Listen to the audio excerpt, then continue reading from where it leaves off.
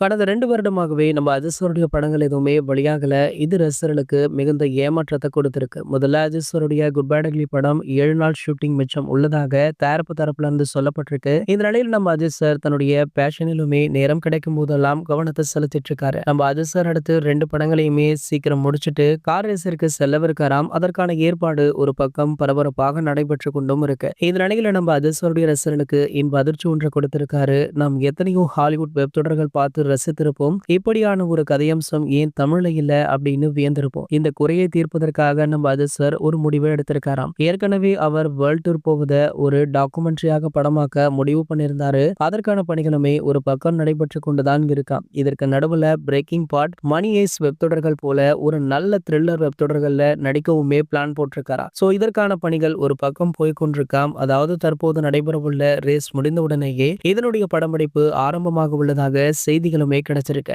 மேலும் பாத்தீங்கன்னா அஜித் சார் செல்ல உள்ள ரேஸுக்காக பல முக்கிய பிரபலங்கள் அவருக்கு வாழ்த்துக்களை தெரிவிச்சிருக்காங்க. இது போன்ற நம்ம அஜித் சாரை பத்தி வெளியாகிற அனைத்து செய்திகளுமே நீங்கள் உடனே தெரிஞ்சுக்க நம்மளுடைய அஜித் 360 சேனலை மறக்காம சப்ஸ்கிரைப் பண்ணிக்கோங்க. Policy very simple. வாழ விடு.